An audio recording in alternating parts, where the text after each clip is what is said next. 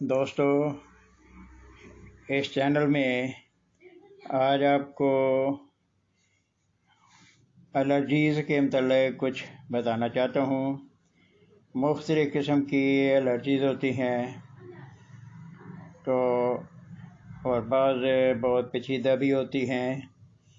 تو جہاں تک الرجیز کا تعلق ہے تو اس میں اگر دیکھا جائے تو پنجابی میں کہتے ہیں کسی نو ماں بادی، کسی نو مسور بادی، یا اس طرح کے الفاظ استعمال کرتے ہیں۔ تو اس کا مطلب یہ ہوتا ہے کہ کسی کو کوئی چیز موافق نہیں آتی، کسی کو کوئی چیز موافق نہیں آتی، کسی کو کوئی چیز نقصان دیتی ہے، کسی کو وہی چیز فائدہ دیتی ہے۔ اس لیے طباعیں مختلف قسم کی ہوتی ہیں۔ تو آج میں مختلف چیزوں سے الرجیز اور ان کے لیے ہومیوپیتھک ادویات کا ذکر کرنا چاہتا ہوں۔ تو سب سے پہلے میں چاول یا گوشت کھانے کے نتیجہ میں اگر کسی کو الرجی ہوتی ہے، معدہ میں بہت زیادہ تذابیت ہو جاتی ہے، تذابیت میں اضافہ ہوتا ہے، یا چاول کھانے سے یا گوشت کھانے سے جسم پہ کوئی دانے وغیرہ نکل آتے ہیں، کوئی چیز ہوتی ہے، تو اس کے لیے یہ نقص میکا ہومیوپیتھک کی دوا بہت اچھا کام کرتی ہے۔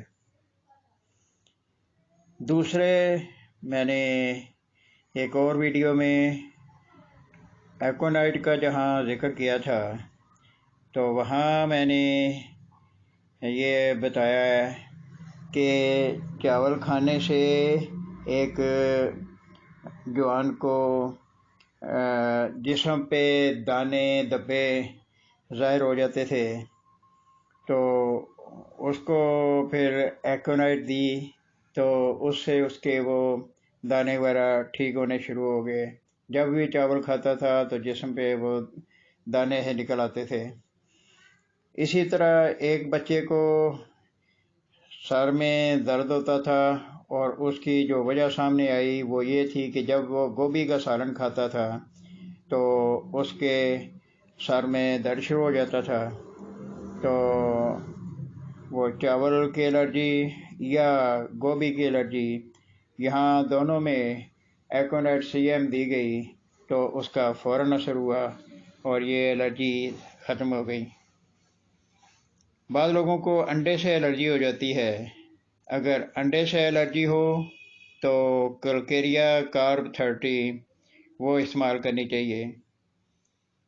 پھر غلط دوا کا ٹیکہ لگ گیا ہے تو اس کے بد اثرات سے بچنے کے لیے نقص میکا ہومیوپیتھی کی دوا 200 میں دے دیں تو وہ اس کا بد اثرات ختم کر دیتی ہے۔ پھر نقص میکا کے زیادہ استعمال سے سر درد شروع ہو جائے تو پھر اسے بھی دور کرنے کے لیے جلسیمیم ہومیوپیتھک کی دوا 200 میں ایک آدھ خوراک لے لیں۔ بعض لوگوں کو گھاس کے قریب جانے سے الرجی ہوتی ہے اور چھینکوں کے سخت دورے شروع ہو جاتے ہیں۔ تو اس صورت میں ناک سے پانی بھی نہیں بہتا۔ ایسی الرجی کے لیے سباڈیلا 30 میں ایک آدھ خوراک مفید ثابت ہوتی ہے۔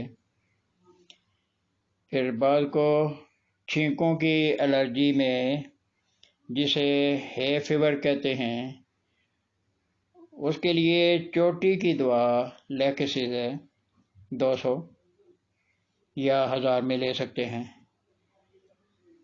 چھینکوں کی الرجی اگر موسم بہار میں ہو تو اولین دوا لیکسس ہی ہے، اس کی ہفتہ وار 1-2 خوراکیں 1000 میں لے لیں تو اس سے الرجی ٹھیک ہو جاتی ہے۔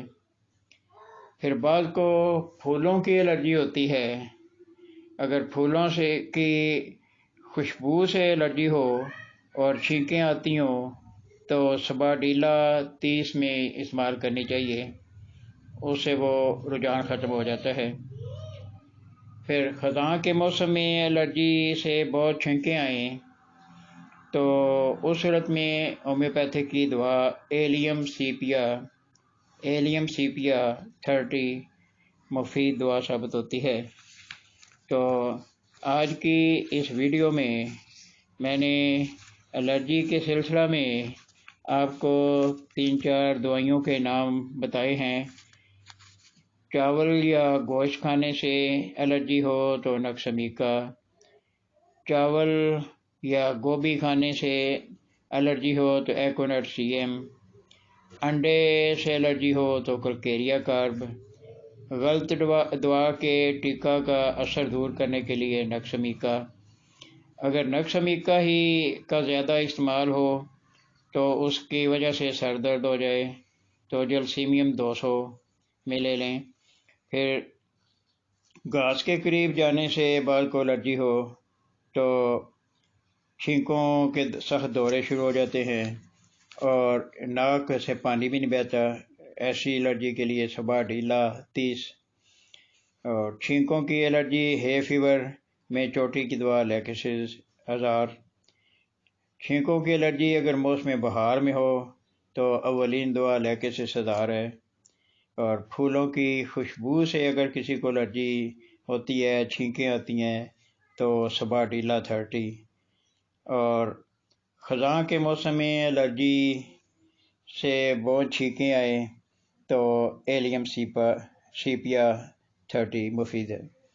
تو امید ہے کہ اور ممکن ہے کہ کسی دوست کو کسی قسم کی الرجی ہو تو ان الرجیز میں اگر کوئی کا شکار ہیں تو وہ ان میں سے کوئی دوائی استعمال کر سکتے ہیں۔ باقی اگر آپ کے دوستوں میں، آپ کے رشتہ داروں میں اگر کوئی اس قسم کی الرجی کا شکار ہے تو آپ ان کو یہ ویڈیو سینڈ کریں، شاید ان کا فائدہ ہو جائے۔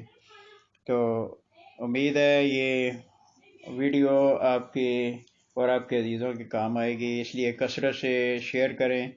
اگر کسی کو شفا ہو گئی تو لازمی بات ہے کہ وہ دعائیں آپ کو بھی دے گا، تو اس لیے اس ویڈیو کو شیئر بھی کریں، لائک بھی کریں، اور اگر آپ نے ابھی تک اس چینل کو سبسکرائب نہیں کیا تو سبسکرائب کریں۔